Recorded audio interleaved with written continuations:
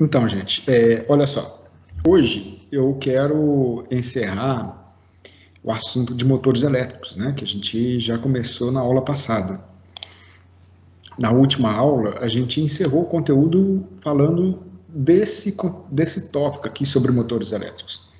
A gente estava falando sobre o conjugado de motor. E o conjugado de motor elétrico, gente, tem a curva característica de motor. E a curva do motor elétrico ela é representada por esse gráfico aí, né? Eu quero da gente, assim, a gente poder explorar um pouco, né? Esse gráfico a gente consegue já perceber que a rotação, desculpa, o torque, ele varia em função da rotação. Ó, se a gente analisar aqui embaixo, aqui nós temos NS, né? NS é a rotação do campo girante, que a gente viu na última aula. Pode ser do motor de 2 polos, 4 polos, então ele começa de 3.600 RPM e vem reduzindo, né? 3.600. Depois a gente tem o motor de 1.800, né? 1.200 RPM, 900 RPM, vai descendo, 800 RPM, desculpa. Então, suponhamos que nós temos um motor de 2 polos, né? Então, o motor de 2 polos, ele vai ter uma rotação de campo, que é chamada de NS, de 3.600 RPM. Suponhamos que o motor de 2 polos, o eixo dele tem uma rotação NR, né, que é a rotação do rotor, que também é chamada de NN, rotação nominal, de 3.530 RPM. Ou seja, eu tenho uma perda ali de 70 RPM. Essa perda é chamada de escorregamento, né? O escorregamento é a diferença entre a rotação do campo magnético e a rotação do eixo. Então, o escorregamento é isso aqui, ó. S, o escorregamento é representado pela letra S. Então, o S ele é igual à rotação do campo magnético menos a rotação do eixo, né? NR. NR. Então, no nosso caso aqui, ó, o escorregamento vai ser de 3.600 menos 3.530. Ou seja, nós vamos ter aqui, ó, deixa eu escrever aqui embaixo, um escorregamento de 70 RPM. O escorregamento é muito comum ter o escorregamento em percentual. Então, para a gente ter o escorregamento em percentual, eu vou pegar o 70 e dividir por 3.600. Então, vamos ver quanto que dá essa conta aí, só a título de curiosidade. Vezes 100, né? Obviamente. Esqueci de colocar ali. Né? Vou colocar aqui, ó, vezes 100. Bom, então, nosso escorregamento aí, ó, nesse exercício, nesse exemplo, deu um escorregamento de 1,94%. Escorregamento é baixo, né? Quando a gente tem escorregamento de 5%, é considerado um escorregamento alto. Então, gira em torno ali de 5% para baixo. Tá bom?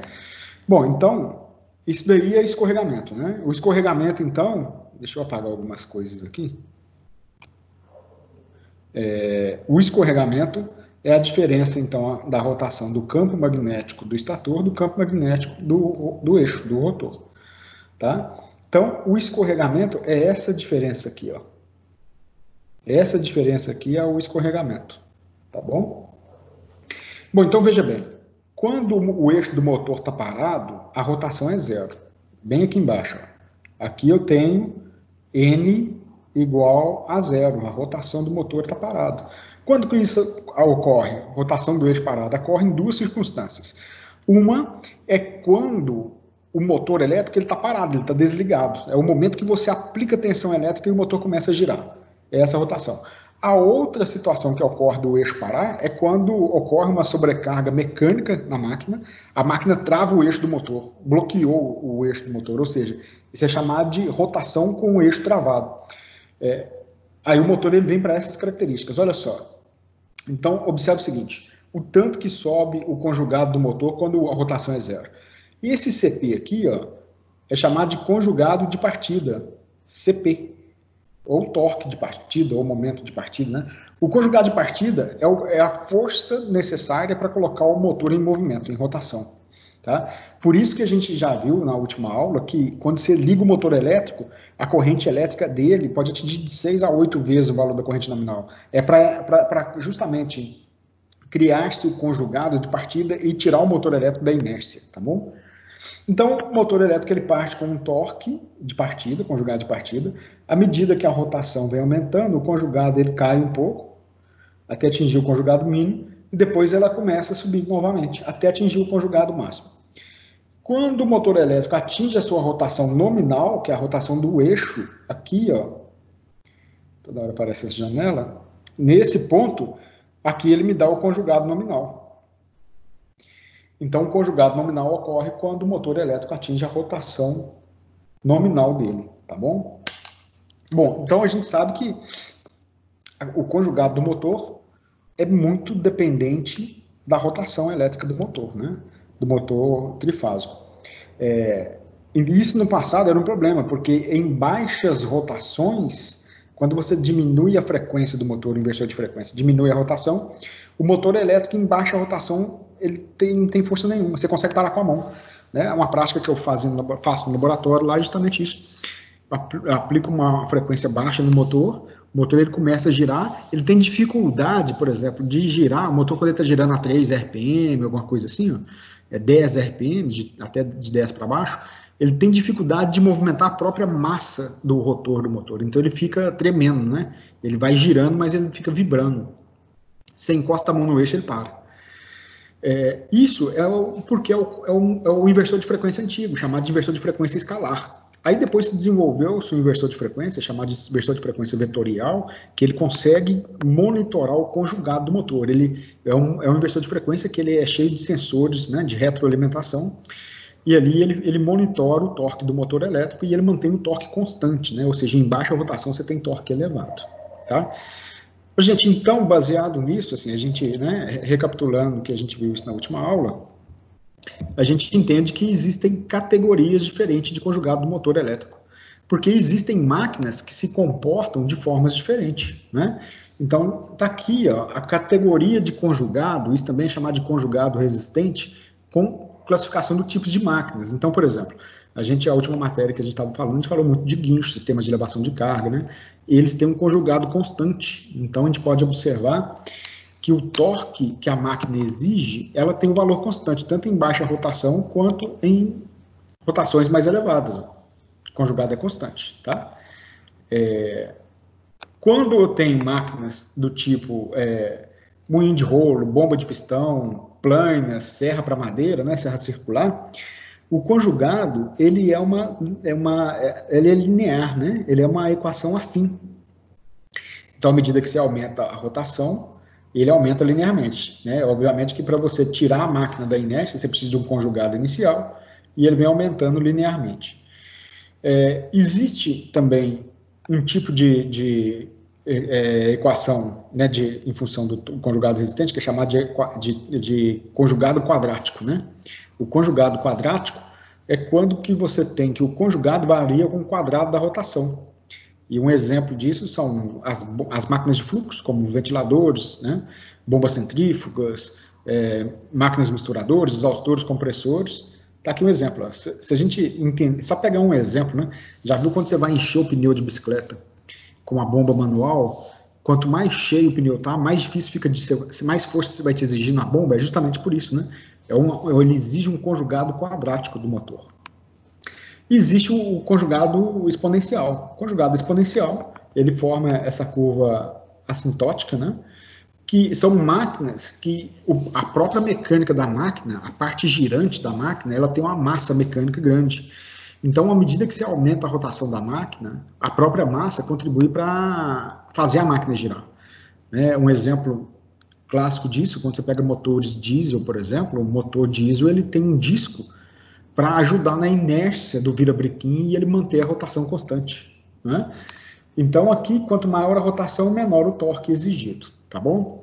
Por que a gente precisa de entender isso? Nós precisamos pelo seguinte, quando eu sobreponho a curva do motor com a curva de resistente, né, de torque resistente da máquina, o torque da máquina que ela vai exigir, ele em todo momento ele tem que estar abaixo do conjugado nominal do motor. Então, olha só que interessante.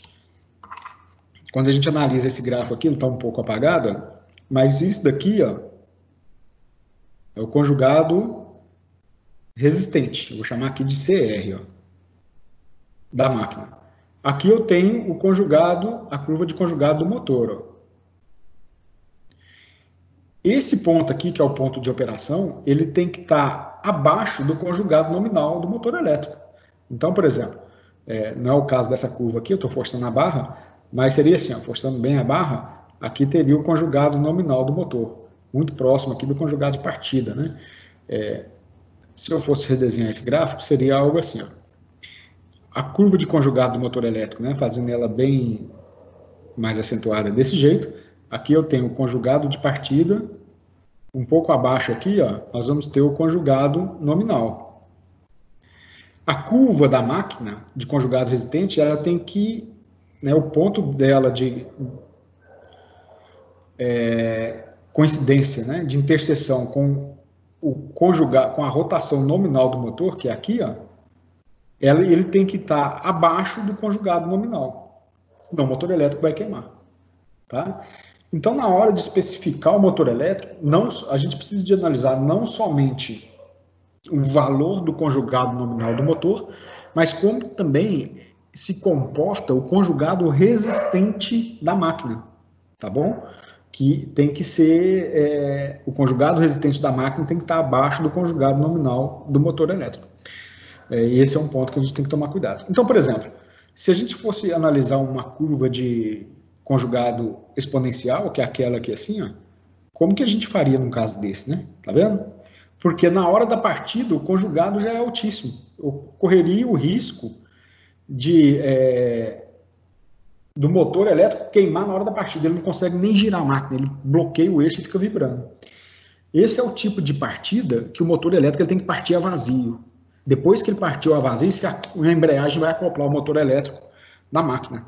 Dessa forma, você garante que o motor elétrico ele consegue girar a máquina. Ok? Bom, então vamos lá, continuando. Então, baseado nisso, eu tenho essencialmente 3 tipos de categorias de motor elétrico em função do torque, que é chamada, inclusive, categoria de conjugado. Né? Eu tenho uma que o motor elétrico se comporta normalmente, do jeito que a gente estudou. Da categoria N, que é essa daqui, o N é de normal, ela me dá um baixo conjugado de partida, tá? Mas em compensação o escorregamento desse tipo de motor é baixo. É aquele exemplo que eu citei, eu tenho um motor elétrico de 3.600 RPM e o rotor gira, o eixo gira 3.530, como o exemplo que eu citei. Mas eu ainda tenho a categoria de torque H, que é intermediária, eu tenho um pouco mais de torque na partida, de conjugado de partida. Tudo gira em função do conjugado de partida, viu, gente? Então, eu tenho um conjugado de partida um pouco maior e um escorregamento intermediário. E tem a categoria D, onde eu tenho um alto torque de partida, mas em compensação o escorregamento do motor é bem maior. Então, se o campo magnético gira a 3.600 RPM, talvez esse aqui vai girar 3.300, 3.400 RPM, ou seja, conjugado, o escorregamento dele vai ser de 5% para cima, chegando até 8% em alguns casos. Então, tá aí, ó, eu fiz um resumo dessas categorias, que é a categoria N, de conjugado normal, que a gente já viu, ou a categoria de H, de conjugado de partida intermediário, né? Um detalhe importante que eu esqueci de comentar, estou até vendo no texto aqui, ó, quanto maior o conjugado de partida, maior a corrente elétrica do motor, né?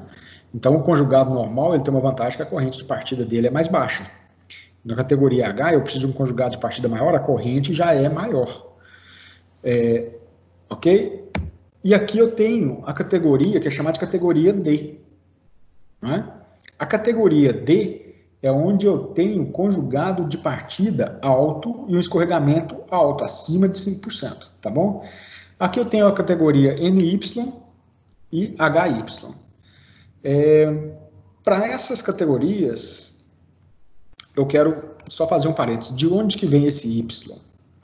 Né? É bom que a gente já adianta um pouco do conteúdo que eu ia ver mais adiante nessa aula, que é o seguinte, deixa eu explicar para vocês. O motor elétrico, vou pegar um motor elétrico simples, né? Esse motor, ele é ligado em 220 volts trifásico. Então, a ligação desse motor elétrico é o seguinte. Como que funciona a ligação do motor elétrico? O motor, ele tem... Não vou pegar o motor de 6 pontas, tá? Ele tem 3 bobinas. E eu preciso de ligar essas bobinas na fase trifásica, que a gente chama de fase R, fase S e fase T. Ó, as bobinas são numeradas desse jeito aqui, ó, 1, 2, 3, 4, 5 e 6. Então, eu tenho duas possibilidades. Uma possibilidade... Deixa eu apagar isso aqui, que eu vou precisar desse espaço. Eu tenho uma possibilidade que eu preciso de ligar esse motor numa rede de 220 volts. Ou então eu posso ter que a rede da minha empresa é de 380 volts. Eu tenho essas duas alternativas. Se eu quiser ligar em 220 volts, eu vou fazer essa ligação aqui, que é o seguinte, eu pego um e vou ligar com o número 6, o 4 eu vou ligar com 2 e o 5 eu vou ligar com 3. Essa ligação chama ligação triângulo, porque se eu redesenhar isso daí, ó, ele vai me dar um triângulo desse jeito. Então, aqui, ó, por exemplo, eu vou conectar as 3 fases. E quando eu aplicar 220 volts aqui, ó, aqui eu tenho a fase R, a fase S e a fase T. Esses 220 volts aqui vão aparecer aqui, ó, em cima dos 220 volts da bobina do motor. O motor elétrico ele é projetado para receber sempre 220 volts na bobina. Quando a minha rede ela é de 380 volts, aí eu tenho as 3 bobinas aqui, ó, a ligação é desse jeito aqui, ó. 4, 5 e 6. Eu vou pegar o 4, vou ligar com 5 e com 6 aqui, ó, fazer um jumper.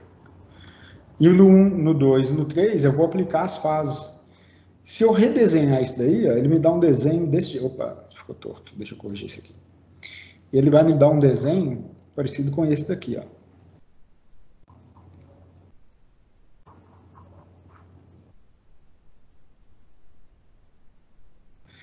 Ok? Então, veja bem. Essa ligação, aí aqui eu tenho as 3 fases, ó, fase R, fase S, fase T, é chamada de ligação estrela. Então, essa ligação aqui, ó, é a ligação triângulo. Essa ligação de cá é uma ligação que a gente chama de ligação estrela, que na verdade é representada pelo Y. Daqui para cá, ó, eu vou aplicar 380 volts. Para a gente saber de quanto que é a tensão que vai aparecer aqui em cima da bobina, eu vou pegar esses 380 volts e vou dividir pela raiz de 3, que eu falei com vocês aí na última aula, que é o vetor do sistema do vetorial trifásico, né? E essa tensão aqui vai me dar 220 volts. Daqui para cá. Ok? Então, gente, ligação em 220 volts, está aqui, e a ligação em 380 volts está de cá. Ó.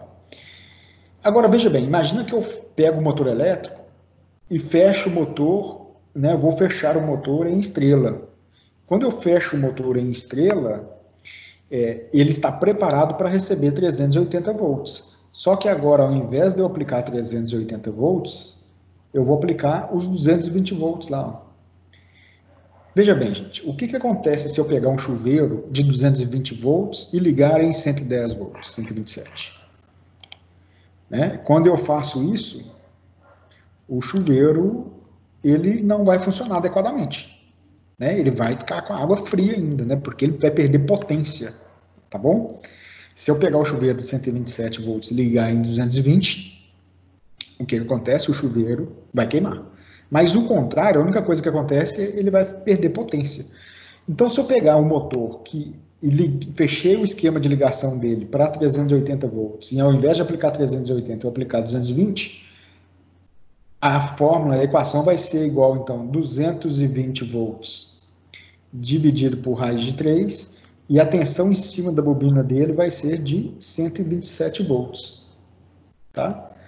eu reduzi a tensão que eu estou aplicando em cima da bobina do motor, ou seja, ele vai partir mais lento, mais devagar, mas, consequentemente, eu vou reduzir também a corrente de partida do motor. Isso é uma ferramenta muito utilizada na indústria, ainda hoje, né? Mesmo com a evolução da eletrônica, dos soft starters, inversor de frequência, que é o seguinte, isso daqui ó, é chamado de ligação estrela-triângulo, ou então de partida, quem está na indústria já deve ter ouvido falar desse termo, né? De partida, estrela, a gente até escreve assim, estrela-triângulo. Ô, Marco Túlio, Oi. quando a gente tem, por exemplo, problema na bobina, isso aí pode ser por causa de corrente de partida alta? Olha, problema da bobina pode ser corrente de partida alta, mas quando a gente fala de corrente de partida alta é porque a carga mecânica no eixo do motor está alta, entendeu? Sim, sim. Então, isso pode ser um problema de máquina, a máquina está pesada por algum motivo, pode ser os rolamentos dos mancais do motor, o rolamento está travando e provoca o aumento da corrente da bobina. Tá? Então, a maioria dos casos que geram ali esse problema de bobina, né, do motor, é feito de corrente elétrica. A corrente elétrica subiu, mas a corrente elétrica sempre sobe por algum motivo específico, que provavelmente é carga mecânica. Ah, tá. Tá bom? Beleza. Então, gente, para que serve a partida estrela-triângulo? Vamos considerar o seguinte, imagina, a gente falou disso na última aula, imagina que eu tenho um motor elétrico, que a corrente elétrica dele nominal, eu vou chamar aqui ó, de IN, que é a corrente nominal. Deixa eu organizar esse negócio, não vai ficar aqui. Ó. Vamos considerar o seguinte, a corrente nominal dele é de 100 amperes. Tá bom? O fator IP e N, que a gente falou, que é quantas vezes a corrente de partida é maior do que a corrente nominal, é de 6. Ou seja, só eu multiplicar isso daqui, ó, eu sei de quanto vai ser a corrente na partida do motor, 600 amperes. E às vezes a minha rede elétrica, com dispositivo de proteção e tudo, não é capaz de suportar 600 amperes na partida. Então o que você faz? Primeiro você fecha o motor em estrela e aplica 220. Vai chegar a 127 para ele. Aí você vai reduzir a corrente de partida em 3 vezes, ou seja, ao invés de chegar a 600 amperes, vai chegar aqui, ó, 200 amperes. Pô, mas 200 amperes já dá para aguentar, 600 não dava. Aí depois que o motor embalou, que ele está girando uma rotação boa, aí você muda a ligação dele para triângulo. Aí o motor volta para o torque nominal. Ou seja, essa partida estrela-triângulo é um método para você reduzir a corrente de partida do motor. Na verdade, tem uma norma que é a NBR 5410, ela fala o seguinte, que motores elétricos, quando eu vou ligar em 220 volts, tá? Motores elétricos de até 5 cavalos, de 5 cavalos para cima, você não pode ligar direto na rede, você tem que usar uma partida indireta, que a estrela-triângulo é uma delas. Estrela-triângulo, soft starter, que o soft starter hoje está tão barato que é a mais utilizada, né? Em 380 volts, essa potência ela sobe para 7,5 cavalos. Né?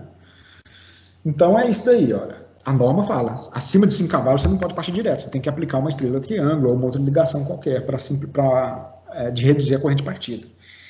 Então, gente, esse sistema de partida com tensão reduzida, ele é utilizado em situações, né, onde que eu quero reduzir o pico de corrente do motor na hora da partida.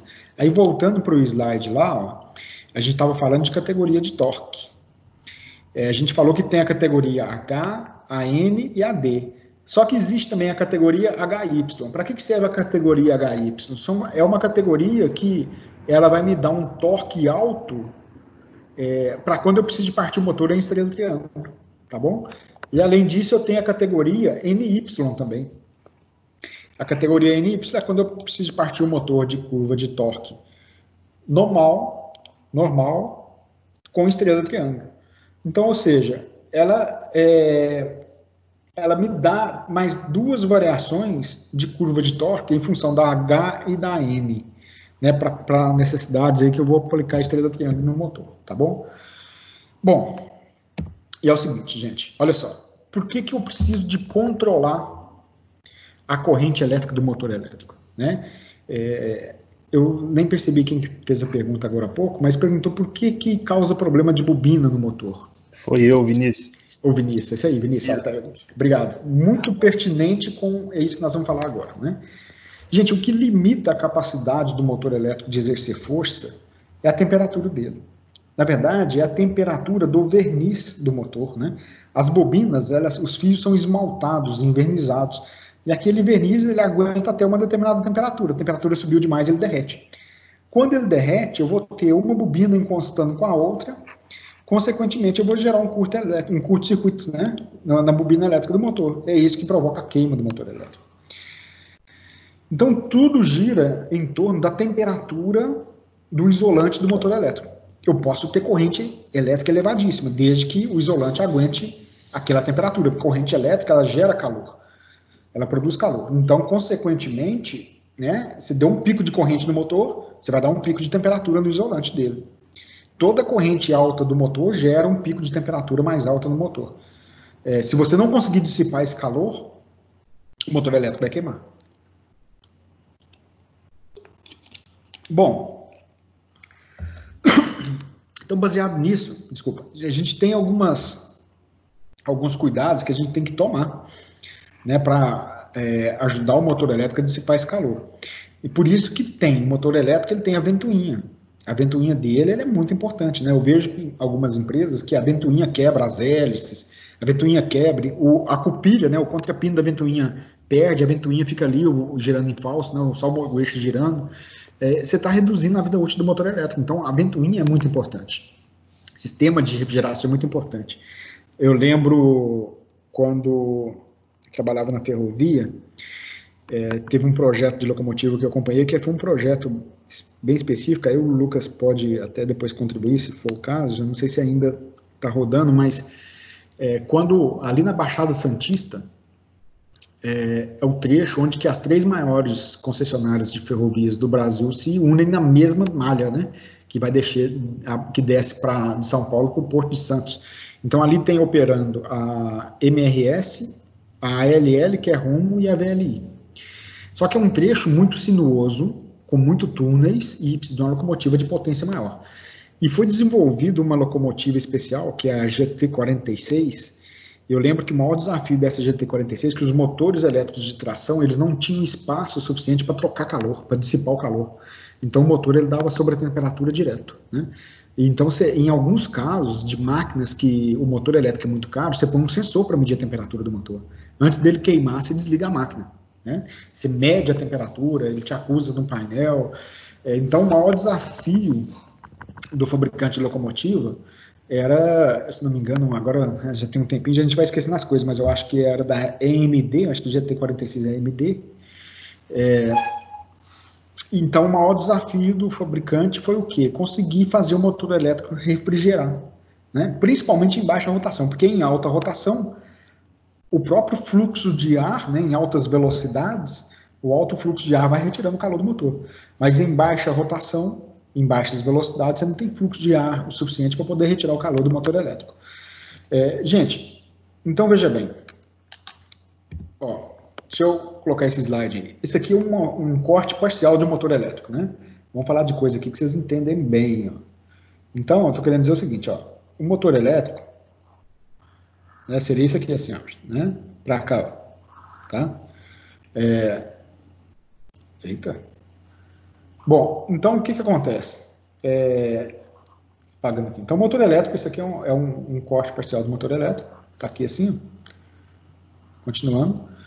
Mas o fato é o seguinte, aqui dentro, ó, isso daqui é a bobina do motor. Então aqui são os fios, ó, né?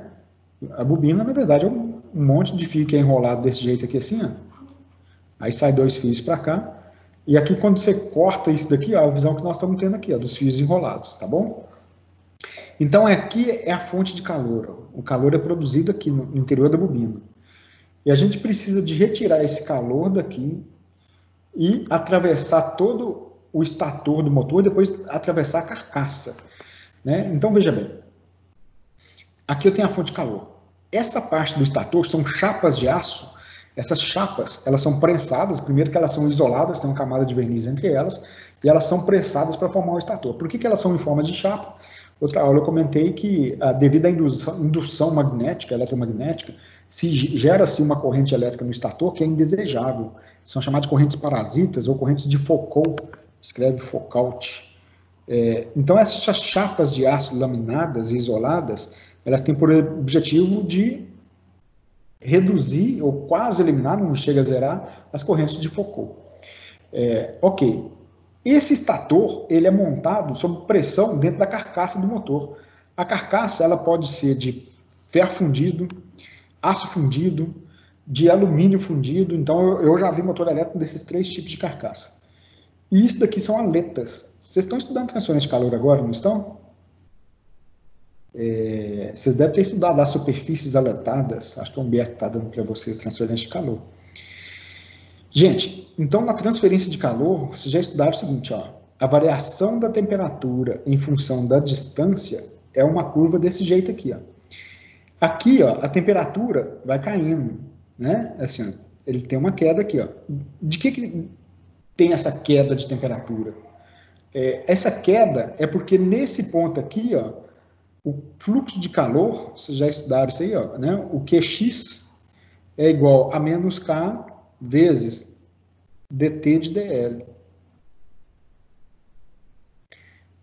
Faltou a área aqui, não? Que é a equação de Fourier para a troca de calor. Ó. K, área, a derivada da temperatura em função da distância. Ou seja, vocês já estudaram também que é menos K a delta T sobre L. Ou delta T sobre delta X, que é a mesma coisa. Então, observa que é tudo linear. O K do cobre, ele vale 397 watts por Kelvin. Bom, é uma condutividade bastante alta, tá? Ou seja, gente, aqui ocorre uma troca de calor significativa. Então, o cobre, ele vai dissipando o calor, né, da bobina. Só que quando chega aqui, ele dá um degrau de temperatura. Esse degrau é porque aqui tem um filme isolante, né, que é um papel isolante, que né, a bobina ela é embrulhada no papel e colocada dentro do suco aqui da carcaça, tá? Desculpa, do estator. E esse isolante, além de ele é um isolante elétrico e um isolante térmico, que não é bom, então ele dá essa queda de temperatura. Aqui, ó, observa que eu tenho uma queda com uma inclinação menor, porque aqui é o aço. O aço, o K dele é em torno de 40. O cobre é em torno de 397, por aí. Ó. Então, aqui a queda é maior, aqui a queda é mais suave. Depois aqui eu tenho uma outra queda de temperatura. Por quê? É uma resistência térmica. Na junção do aço laminado com a carcaça, que, por exemplo, é ferro fundido, sob pressão, eu tenho uma resistência elétrica. Aí aqui eu entro o K do ferro fundido, que eu não sei de quanto que é, tá bom?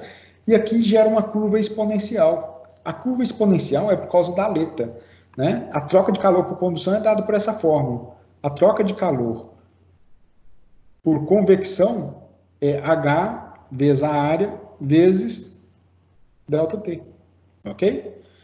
Bom, então veja bem. A aleta é o seguinte, ó, tem uma superfície aqui, ó, e eu tenho outra superfície estendida. Então, o calor ele começa a dissipar nessa superfície, né, pela toda a sua área. Só que o que vai acontecer? Aqui eu tenho uma temperatura, a temperatura aqui cai, aqui a temperatura cai, aqui a temperatura cai. Então, eu gero uma curva aqui que é exponencial, né?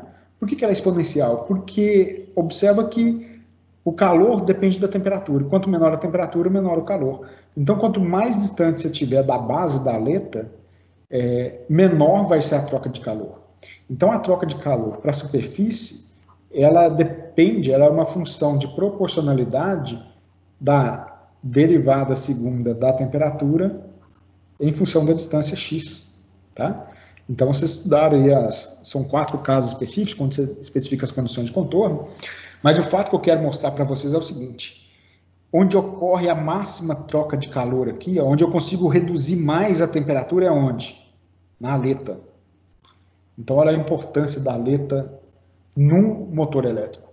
Então, tudo no motor elétrico, da capacidade dele de aguentar sobrecarga, essa capacidade depende exclusivamente da sua capacidade de projetar um sistema para retirar o calor elétrico, o calor lá dentro do motor elétrico. Então, imagina que se eu colocasse, e de fato existe isso, eu vou colocar um trocador de calor, eu vou passar água dentro da carcaça do motor elétrico. Então, aqui dentro, por exemplo, eu coloco tubos de água retirando o calor. Qual que seria o efeito prático disso? Um motor elétrico de 10 amperes, de 10 cavalos, eu poderia conectar ele numa máquina de 20 cavalos. Eu estou chutando, viu, gente? Obviamente que isso é exagerado. Mas eu poderia aplicar uma sobrecarga no motor elétrico, porque eu estou conseguindo retirar o calor dele. Então o verniz nunca vai derreter e consequentemente, não vai gerar curto-circuito, o motor elétrico não queima. Tá? Então, quando a gente fala que o motor elétrico queimou, a queima do motor elétrico, ela depende... porque ocorre a queima quando o motor elétrico não consegue dissipar o calor. Gente, então veja bem, por que a gente está trazendo essa análise de transferência de calor para dentro do motor elétrico? Se eu uso aqui, por exemplo, se na carcaça eu estiver usando o ferro fundido, não, ferro fundido eu não sei de cabeça, vamos colocar aço fundido. O aço, o K dele é de 37 a 40. Se eu usar alumínio, o K vai ser de aproximadamente 180. Então, veja bem, se eu usar uma carcaça de alumínio, é melhor do que eu usar uma carcaça de aço, né, fundido, porque o motor elétrico vai ter maior capacidade de trocar calor. Então, se eu mexer nos materiais que são fabricados no motor, eu ganho tanto na capacidade de troca de calor do motor, quanto em termos também de eficiência do motor, de rendimento do motor, tá bom? Gente, então, se eu tivesse um verniz que fosse capaz de aguentar temperaturas mais elevadas, então eu poderia ter um motor elétrico que vai suportar correntes elétricas mais elevadas, tá? Baseado nisso, existem aí 5 classes de temperatura do motor. Então eu tenho da classe A, a E, a B, a F e a H, e a temperatura começa de 105 graus até 180 graus, tá bom? E isso é normalizado. Então, classe de isolamento do motor é qual que é a temperatura máxima que o verniz que é aplicado dentro da bobina do motor aguenta. É isso daí. Então, beleza, é lógico que quanto maior a classe do motor, maior a temperatura, consequentemente, maior o custo de aquisição do motor elétrico, tá? Para a gente, então, dependendo do custo do motor elétrico, do valor dele, é importante, igual eu falei com vocês, de eu ter dispositivos que vão me indicar quando a temperatura elétrica do motor sobe. Eu poderia medir a corrente elétrica, e isso já é feito, é uma prática muito comum na elétrica. Eu meço a corrente elétrica do motor, quando ela atingir um determinado valor, ela desliga o motor, né, por segurança. Mas, às vezes, a temperatura do motor pode subir por um fator externo, né, que não depende da corrente. Por exemplo, imagina um motor elétrico que ele é instalado perto de uma aciaria, um alto-forno, né, um lugar que o ambiente é muito quente. O exemplo da locomotiva também que eu citei, que não tem troca de calor, né, não tem capacidade de retirar o calor do motor elétrico. Então, baseado nisso, gente, é importante que em alguns casos você faça medição de temperatura do motor. Então é comum a gente, às vezes você compra um motor elétrico e dentro dele ele já tem um dispositivo que é chamado de termostato. Né? O termostato é o seguinte, ele tem um valor padrão, por exemplo, eu tenho um termostato de 100 graus. Ele é instalado lá no meio dos fios da bobina e tem 2 fios que vêm aqui para fora. Quando o motor elétrico atinge uma determinada temperatura, o termostato abre um contato e desliga um contator que alimenta o motor elétrico. Aí desliga o motor elétrico por segurança, tá bom? Mas além disso, eu já vi isso também na indústria, o termostato, ele te dá assim, ó, o motor atingiu 100 graus ou não, né? É tipo assim, é digital, né? 0 ou 1, ligado ou desligado. Então, se não atingiu 100 graus, também você não sabe de quanto que é a temperatura. Mas eu posso instalar aqui dentro também do motor elétrico um outro tipo de sensor, né? Por exemplo, um termopar, E esse termopar, ele vai jogar um sinal para um PLC, para um supervisório, e vai me falar de quanto que é a temperatura exata da bobina do motor. Então você vai monitorando, tá 72, 73, né? Por que disso? Porque aí você consegue medir a velocidade como a temperatura está subindo, tá? Se a temperatura subir muito rápido, você desliga o motor antes dele atingir a temperatura de segurança dele. Porque você sabe que tem um fator que é chamado de inércia térmica. A inércia térmica, mesmo que você desligue toda a energia elétrica antes, todo forno elétrico tem isso, você desliga a energia elétrica um pouco antes, durante algum tempo ele ainda vai acumulando calor, e depois que ele volta a cair. Isso é chamado de inércia térmica. Então, às vezes, dependendo da velocidade como a temperatura está subindo, você desliga o motor elétrico antes para evitar queima, mesmo se o motor elétrico estiver desligado, tá bom? Gente, muita coisa gira em torno da temperatura do motor elétrico. Inclusive o próximo parâmetro que nós vamos estudar, que é chamado de regime de serviço, né? O que o regime de serviço me fala? Ele me fala qual que é a forma que o motor elétrico vai operar. Deixa eu fazer um gráfico aqui, eu vou aproveitar esse slide mesmo, para a gente entender uma questão. Suponhamos que eu vou fazer um gráfico aqui, ó, da temperatura em função do tempo. Ok. Suponhamos que o motor elétrico está desligado. E ele está aqui, ó, a temperatura ambiente. E aqui em cima, ó, eu tenho a temperatura que é a temperatura da classe de isolação do motor, do verniz. Suponhamos aqui que esse motor aqui ele é de 105 graus, classe A. 105 graus Celsius. O motor está a temperatura ambiente. Quando você dá a partida do motor,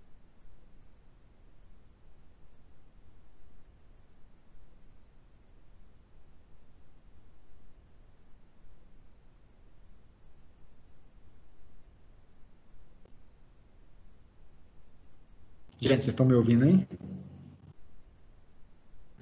Acho que deu alguma instabilidade aí, né? Agora voltou. Voltou, isso aí. Então vamos lá. Ó. Bom, nesse momento aqui, ó, suponhamos que nesse momento, deixa eu voltar aqui.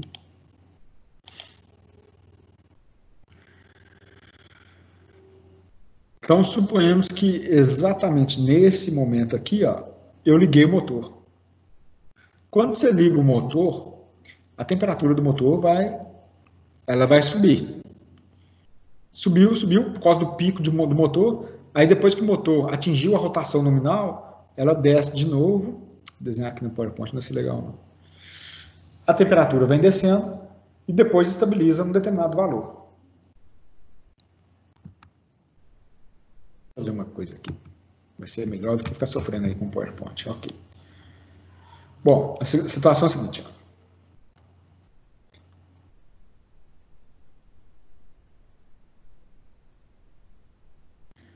Fazer um gráfico aqui rapidinho. Então aqui está a temperatura e aqui está o tempo. Nesse ponto aqui, ó, o motor elétrico está a temperatura ambiente. Então, temperatura ambiente. Aqui é a temperatura máxima do motor. Ó, né? Então, você tem o exemplo lá, 105 graus, que é o motor queimando. Nesse momento, você deu a partida do motor. Quando você dá a partida do motor, a temperatura ela faz um gráfico assim, mais ou menos, atinge um pico, depois que o motor estabiliza, ele atingiu a rotação nominal, ela cai um pouco e fica a uma temperatura maior do que a temperatura ambiente, que o motor elétrico produz trabalho. Tá? Ok, aí nesse ponto aqui, ó, você desligou o motor elétrico. Quando você desliga o motor elétrico, a temperatura do motor começa a cair. E vai até a temperatura ambiente. Beleza, aí você pode dar outra partida do motor, porque o motor ele estabilizou a temperatura. Esse regime de funcionamento é regime chamado de regime S1. É quando você desliga o motor, você liga o motor, desliga, né, e dá um tempo para ele estabilizar a temperatura. Mas suponhamos que é o seguinte, olha só. Você partiu o motor, ligou o motor, ele deu pico de temperatura. Nesse ponto aqui, ó, o motor atingiu a rotação nominal e está aqui. Ó. Nesse ponto você desligou o motor, só que a temperatura começou a cair.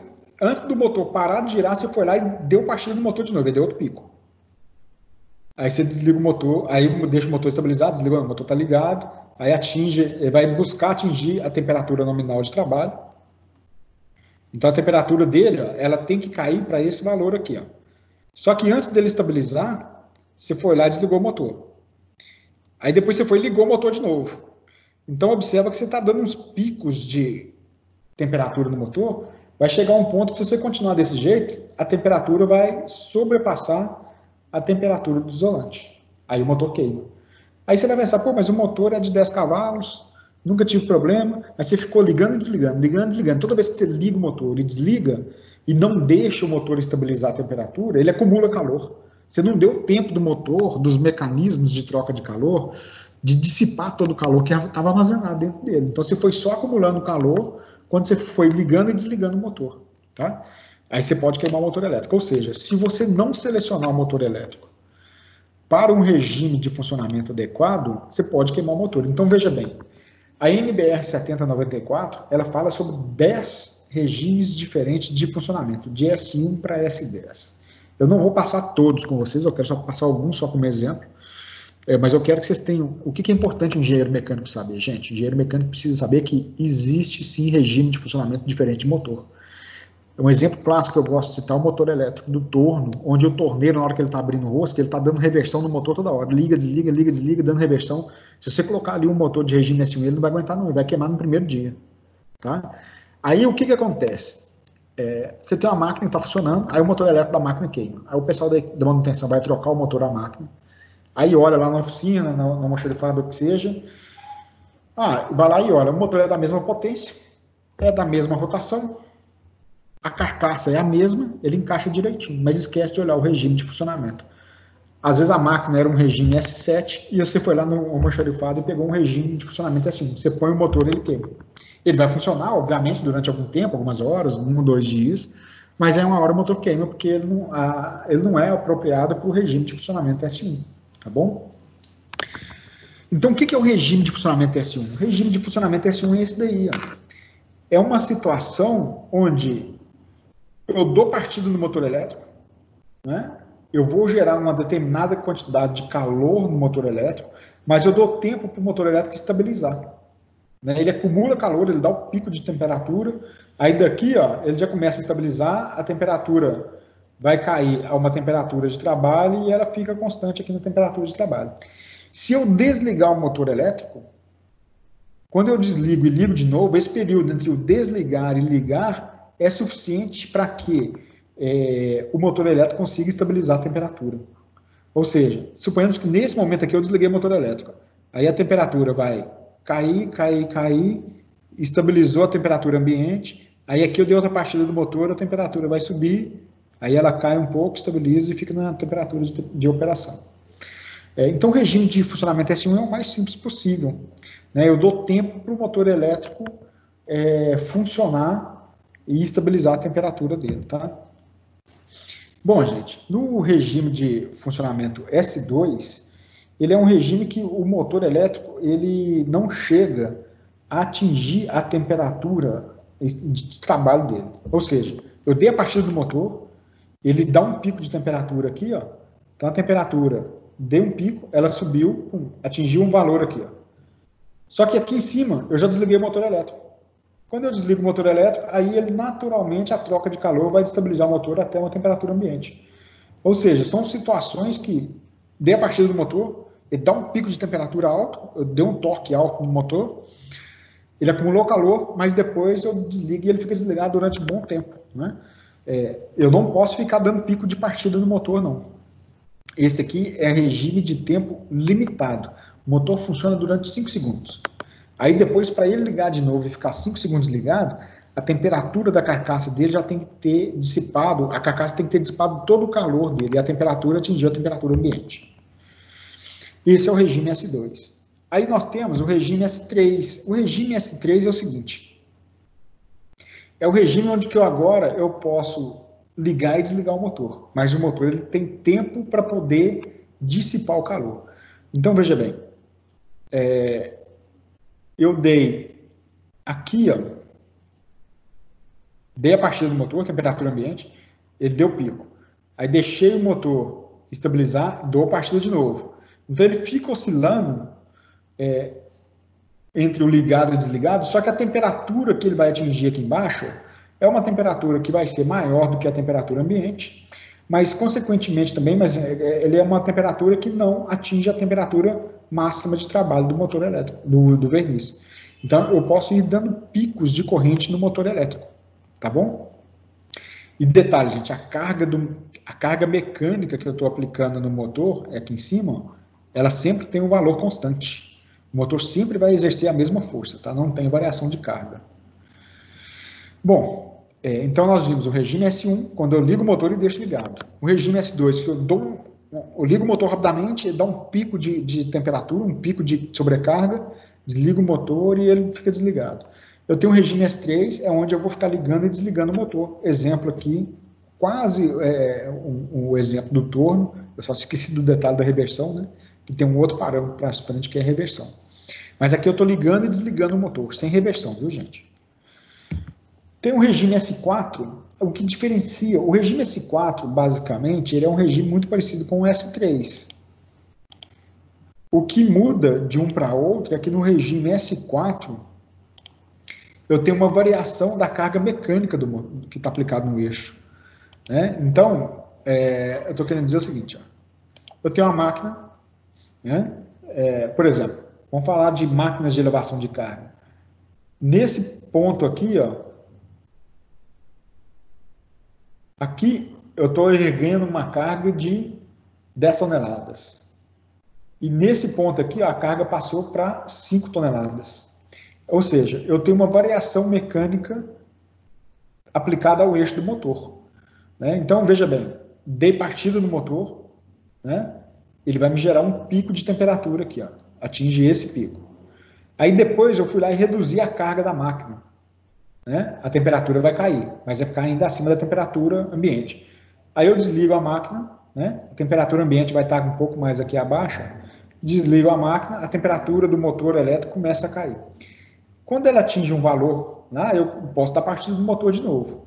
Ou seja, eu tenho um regime intermitente e periódico entre as partidas. Tá? Porém, eu tenho aqui uma variação mecânica da carga, do peso que está sendo acoplado ao eixo do motor elétrico. Né? Esse é o regime S4.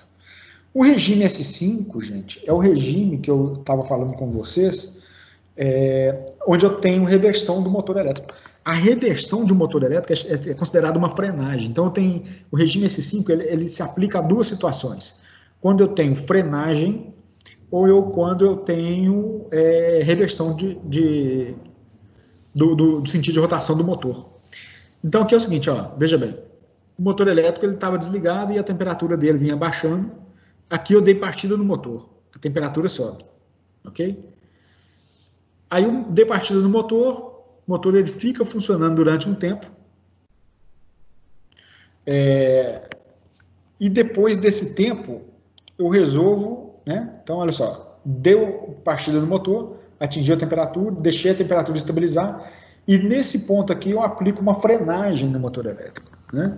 O que é a frenagem do motor elétrico? A frenagem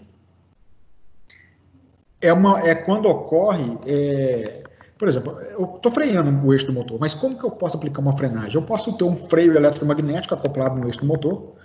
O motor elétrico ele vai dissipar uma quantidade de energia alta. Eu posso ter o magnetorque, né? Como exemplo, aí o Lucas outro dia citou o exemplo das bobinas de interpolos, na locomotiva, que funciona como freio dinâmico. Eu posso ter uma outra situação que para frenar, e o torneiro mecânico faz muito isso, quando ele quer parar a placa do torno, o que ele faz? Ele dá uma reversão rápida no motor elétrico. E a placa para na hora. Né? Então, existe uma metodologia de frenagem que é chamada de frenagem por contracorrente. Você aplica uma corrente contrária no estator do motor e ele para o eixo. Né? Ou então, se você aplicar corrente contínua no motor de corrente alternada, ele também trava o eixo do motor, ele freia o eixo. Só que na frenagem existe uma dissipação, uma geração de calor muito grande dentro do motor. Então, você precisa de dissipar esse calor. Observe o seguinte, ó. Então, voltando, aqui eu dei partida do motor, o motor, né, ligou, acumulou calor, aí ele estabiliza a temperatura cai um pouco e fica na temperatura de trabalho. Nesse ponto eu dou frenagem no motor. Nessa frenagem, o motor elétrico ele gera uma quantidade de calor muito grande, ou seja, a temperatura sobe, dá um pico de temperatura. Mas como o motor elétrico está desligado, a temperatura vai descendo, descendo, descendo, aí chega um ponto que eu posso vir e dar partida no motor de novo. E depois dou outra frenagem no motor, né? Então, ou seja, a frenagem ela pode ser considerada como frenagem propriamente dita, ou como também uma inversão de rotação do sentido de giro do motor. Gente, então o meu objetivo com vocês é o seguinte, é saber que existem regimes de funcionamento diferentes para o motor elétrico, que são chamados de regimes de serviço. Existem 10 tipos diferentes, eu não vou passar os 10, eu peguei 5 só para a gente ter uma ideia, tá bom? Não tem a menor pretensão, é a função do engenheiro eletricista saber isso, não do engenheiro mecânico.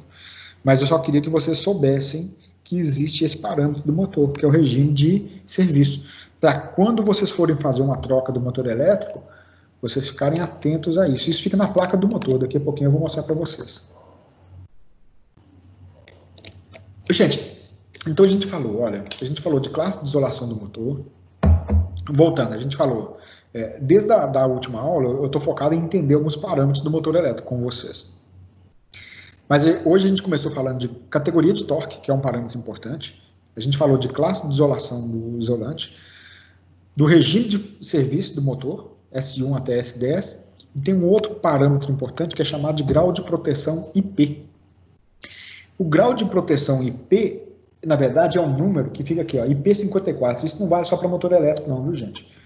Toda máquina elétrica e eletrônica que vocês pegarem, isso a NBR e a BNT, ela exige isso, tem que ter uma classificação do grau de proteção IP, que é chamado de classe de isolação também. O que seria o grau de proteção IP?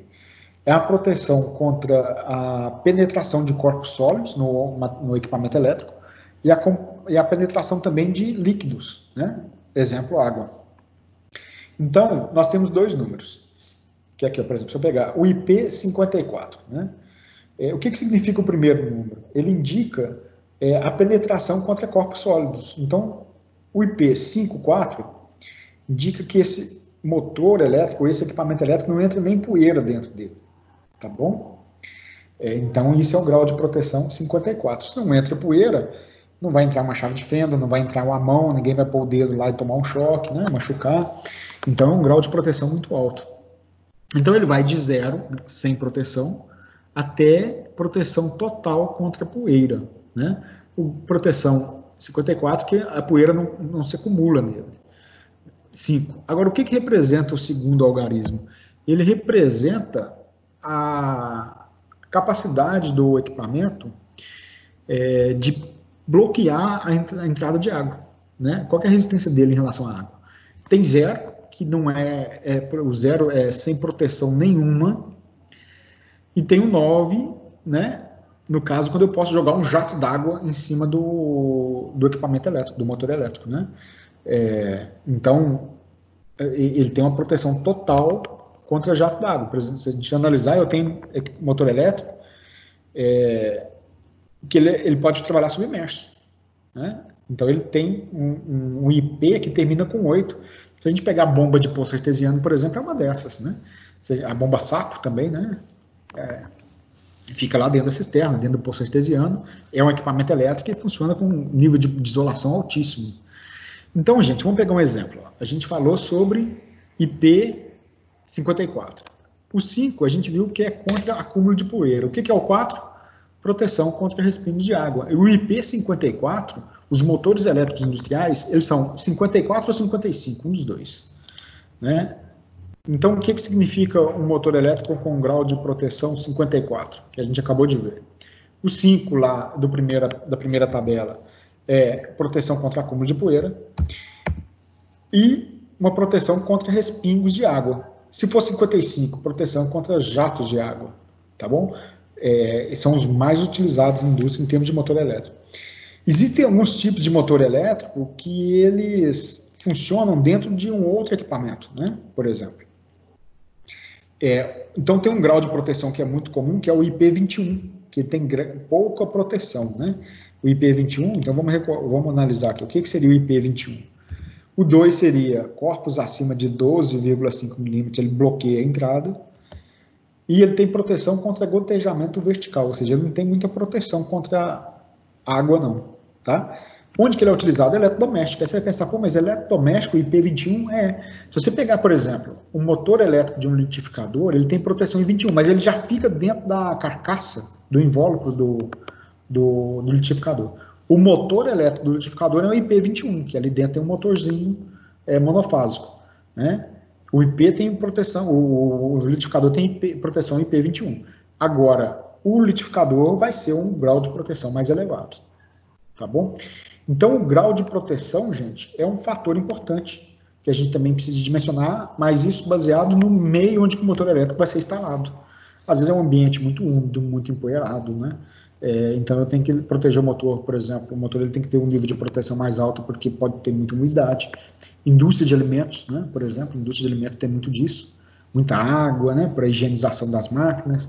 Então o motor elétrico acaba tendo que ter um nível de proteção mais elevado, tá? Bom, gente, o escorregamento, a gente já falou do escorregamento, tá bom? Escorregamento, então, é a diferença entre a rotação do campo magnético girante e do campo magnético do rotor. Então, isso aqui eu vou dar uma passadinha mais ligeira, né? Bom, esquema de ligações do motor, eu fiz, coincidentemente, né, eu adiantei isso porque a gente precisava de entender que eu queria explicar lá a categoria de torque do motor NY e HY, mas está aqui, ó, isso aqui eu já falei agora há pouco. A ligação do motor em 220 volts é a ligação triângulo, e a ligação do motor em 380 volts é a ligação estrela. Esse aqui é o motor de 6 pontas, que eu consigo ligar em 220 e 380. Mas existe também um motor de 12 pontas.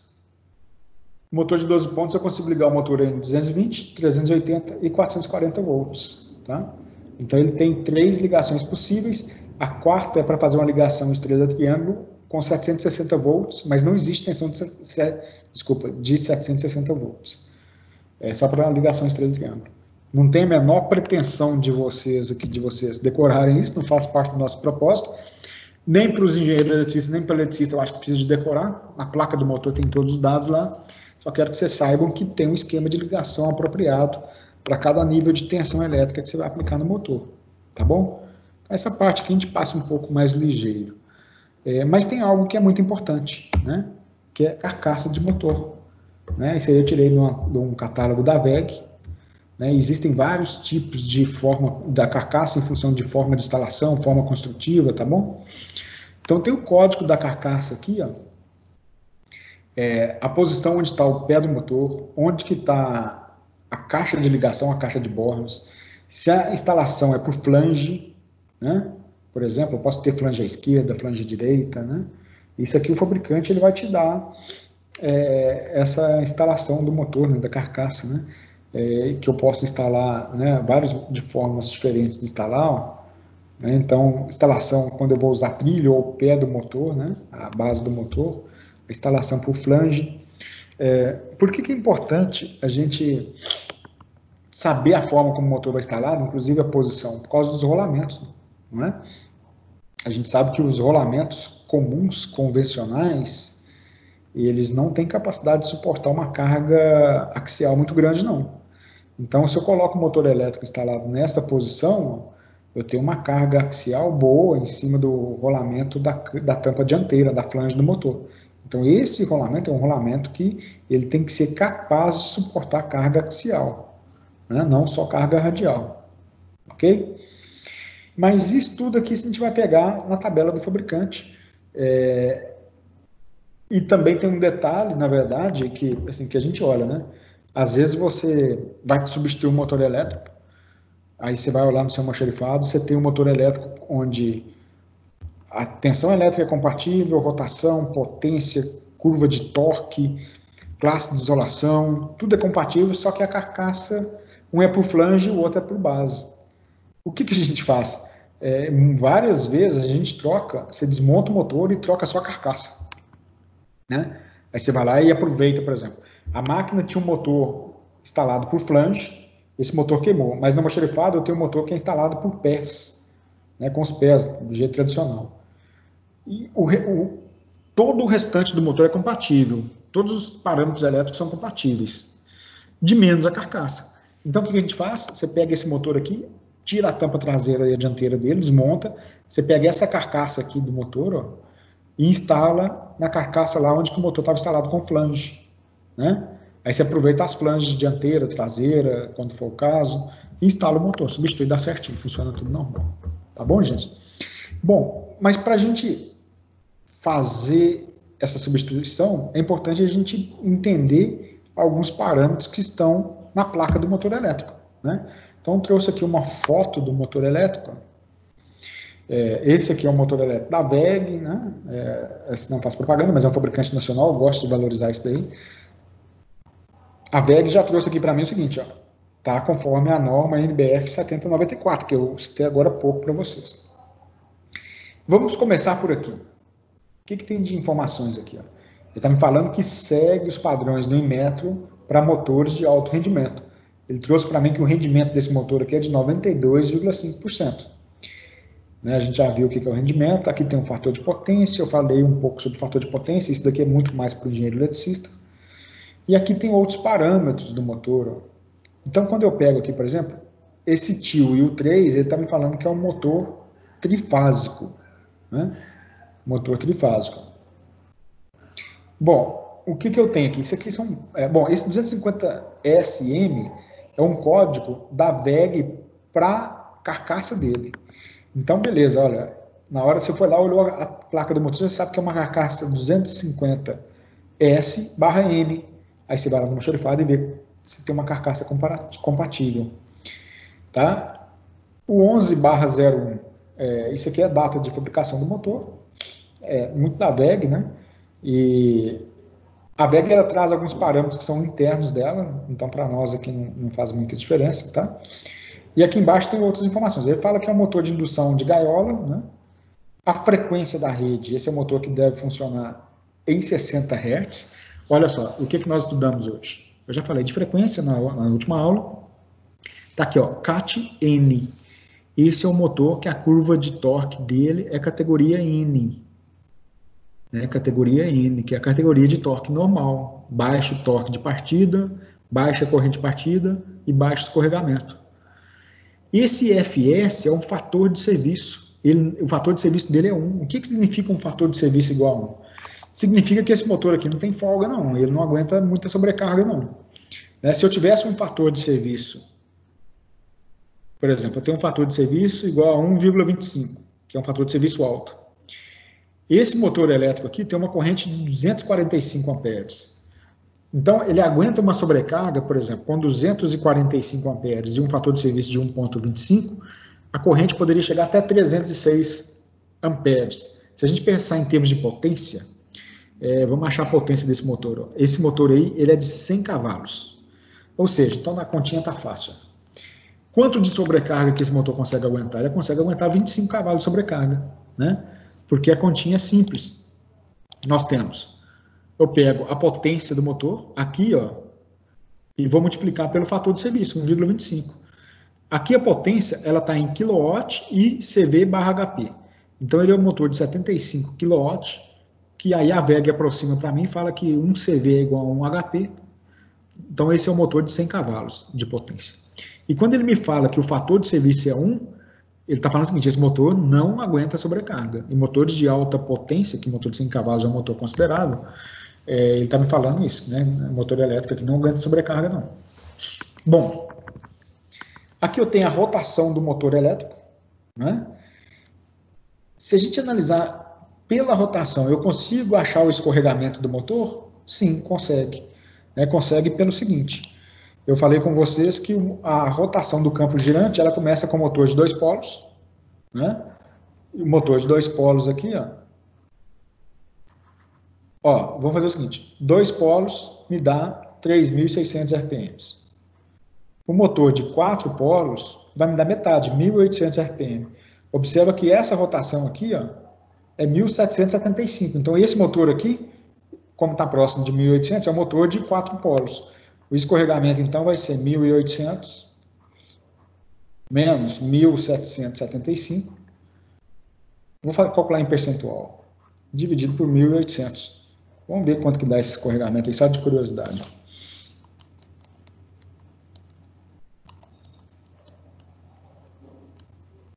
(25 RPM de escorregamento, dividido por 1.800, dá 1,39%. Então, como ele é um motor de categoria de torque N, eu já esperava um escorregamento baixo, né? 1,39%. Porque aqui, ó, ele falou que a categoria do torque é N, né? Que é baixo torque na partida, baixo escorregamento e baixa corrente elétrica de partida. Gente, é o seguinte, ó, então a gente já viu carcaça, a gente já viu que falando que ele é trifásico, né? Gaiola de esquilo, 60 Hz, categoria de torque do tipo N, fator de serviço é 1, não aguenta sobrecarga, a potência do motor tanto em cavalo quanto em quilowatt, tá aqui. A gente falou sobre rotação. Tá aqui, ó, classe de isolação, né? A classe de isolação do motor elétrico. De quanto que é essa classe de isolação, né? Classe F, se não me engano, acho que é 180 graus, que é a classe, é a quantidade de calor que o isolante aguenta, né? Então tá aqui, ó, classe de isolação F.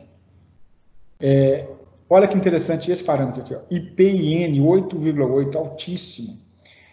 Se o fator IPN dele é de 8,8, a corrente de partida desse motor aqui vai ser de quanto? Por exemplo, se eu ligar esse motor em 220 volts, ele vai me dar aqui, ó, 245 amperes. Então, se eu pegar 245 e multiplicar por 8,8, na hora da partida, olha que coisa, que trem de doido, né? Na hora da partida, ele está me dando 2.156 amperes de partida. Então, esse motor elétrico aqui, se eu ligar ele direto na rede de 220 volts, né, vai derrubar a rede, vai desarmar o sistema de sobrecarga da rede. É por isso que eu preciso de uma partida de estrela triângulo, soft start, igual eu falei.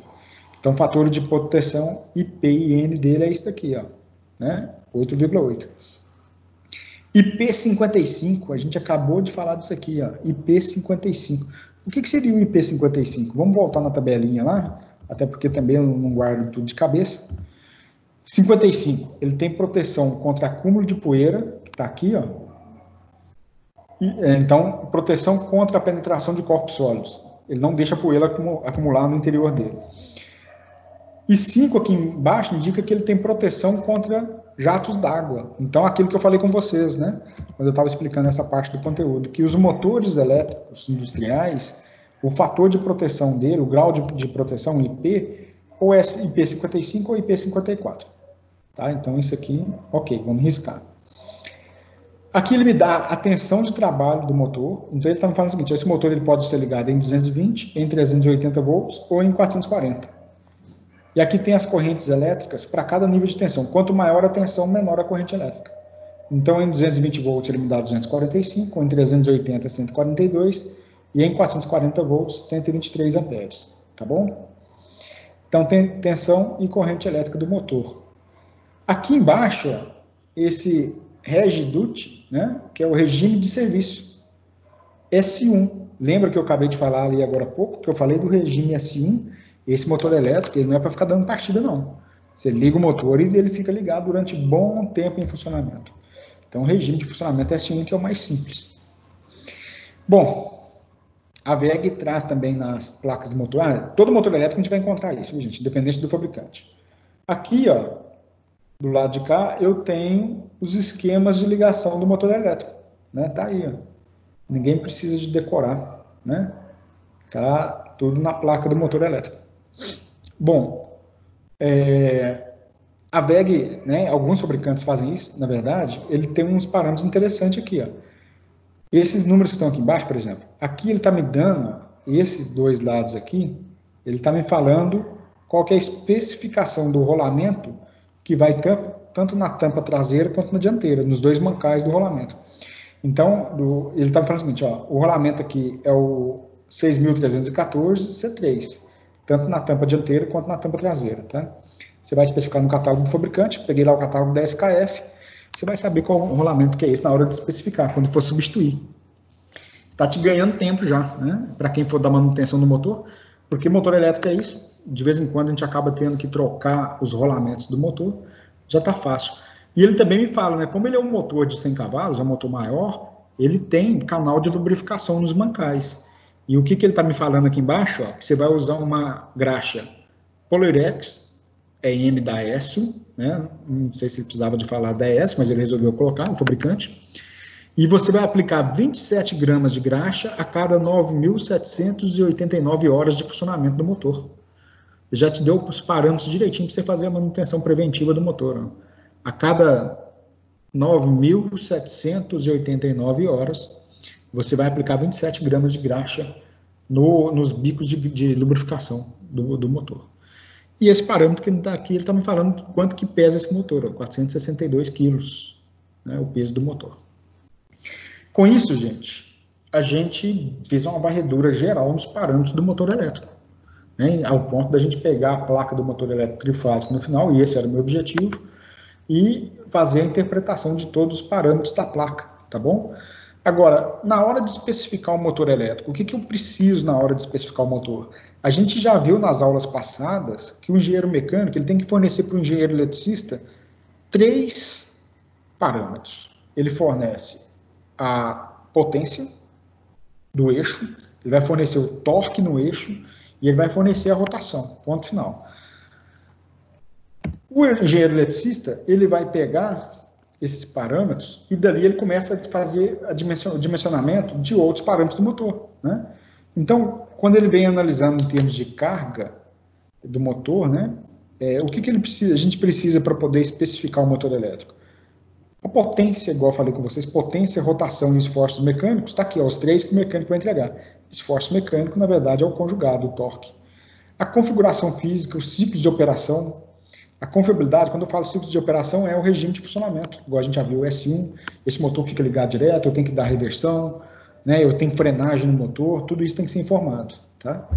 Confiabilidade do motor, isso é importante pelo seguinte, existem algumas classes de equipamentos elétricos que elas não podem falhar, mas assim, não pode falhar mesmo, né? O nível de confiabilidade delas é muito mais alto do que qualquer outro equipamento convencional. Por exemplo, tem alguns equipamentos elétricos que durante um incêndio ele tem que ser o último equipamento a parar de funcionar. Né? A indústria pegou fogo. Uma bomba d'água que alimenta o sistema de combate a incêndio, ela tem que ser a última a queimar. Né? Ela não pode parar de funcionar enquanto está pegando fogo lá. Se a gente pegar, por exemplo, né, tem aquela chave, quando você vai, eu vou pegar um contexto que eu trabalhei recentemente, ferrovia de novo, o aparelho de mudança de via, que é aquela chave que faz a mudança dos trilhos para a composição mudar de direção, é muito comum ter aquilo ali uma chave elétrica. Né? Você tem ali um motor elétrico que faz a comutação. O nível de confiabilidade do material elétrico, que são aplicados nessas chaves de via, né, do AMV, eles são altíssimos, eles não queimam fácil, eles são caríssimos primeiro, né? Mas, assim, dura uma eternidade, né, aquele negócio ali, né? Tanto a mecânica do equipamento quanto a parte elétrica é um nível de confiabilidade altíssimo. Então, esse é o ponto aqui, ó, tá bom? Eu preciso de ter controlabilidade, né, do motor.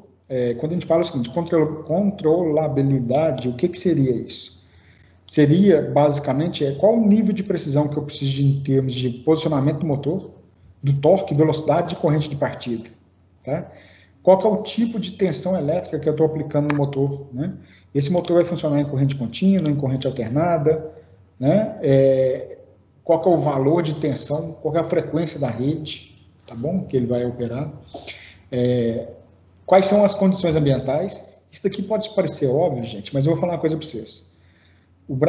Aqui no Brasil, as indústrias brasileiras, a gente sempre apanhou muito, por exemplo, a época quando eu estava na indústria, passava muito por isso, a empresa importava uma máquina, o manual da máquina vinha todo em japonês, nada em português. Aí você pega o Japão, né, nível de tensão lá, não sei quanto que é, mas lá eu sei que lá a frequência é 50 Hz. Aí suponhamos que é 200 volts, 50 Hz. Aí a máquina chegava aqui no Brasil, você tinha que adaptar tudo de novo. Manual em português, toda a especificação da máquina não era compatível com nada, né? Agora, hoje, quando eu vejo as indústrias comprando máquina, e quando o comprador ele vai especificar, ele já coloca nos parâmetros. Eu quero essa máquina de 220 volts, 60 Hz, manual em português. Na ferrovia, eu acompanhei o recebimento de uns guindastes rodoferroviários, que são chamados de KGTs, e quando a gente pegou os manuais, e até você pega assim, vários adesivos que são pregados na máquina, tudo em português. Mas sabe quando parece que alguém jogou no Google Tradutor, e saiu uns termos em português, a gente entende o que está escrito lá, mas você vê que assim, não é do nosso dia a dia, do nosso cotidiano, e nem do português de Portugal, né? Mas eu digo que alguém jogou no Google Tradutor, mas foi bom, né? Esse dia a gente recebeu uma máquina toda em português, toda especificada em português, com os nossos parâmetros, etc. Então, fonte de alimentação é isso. Condições ambientais de uso, né? Você pegar aqui a VEG, ó, tá até em branco aqui, ó, mas você pega algumas placas do motor AVEG, ela te dá a altitude máxima que esse motor pode operar. Acima dessa altitude, ela não recomenda, né? Por quê? Por causa de lubrificação, tá? Dos mancais. Então, as condições ambientais são muito importantes para a gente especificar o motor elétrico. Nível de umidade, porque vai me falar o grau de proteção do motor, o IP 54, 21, 55, etc. A agressividade do ambiente, né, em termos de, por exemplo, se você tem um ambiente que é muito corrosivo, solda cáustica, você vai precisar de ter um motor elétrico, onde provavelmente a estrutura do motor vai ser em aço inox. Altitude de funcionamento, igual eu já falei, a temperatura do ambiente também, o fabricante ele não recomenda motor elétrico funcionar acima de 40 graus, como temperatura ambiente. E o consumo e manutenção do motor, né?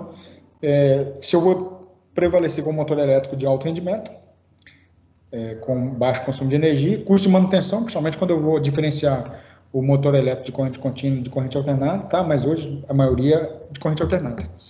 E é isso, gente. Bom, para especificar o motor elétrico, a gente tem que observar todos esses parâmetros, tá? E então, com isso, a gente viu tudo que eu tinha imaginado para passar com vocês em termos de parâmetros e funcionamento do motor elétrico, de uma forma mais básica, obviamente, que vocês são engenheiros mecânicos, e o engenheiro eletricista aprofunda mais nisso daí. Ok? Dúvidas?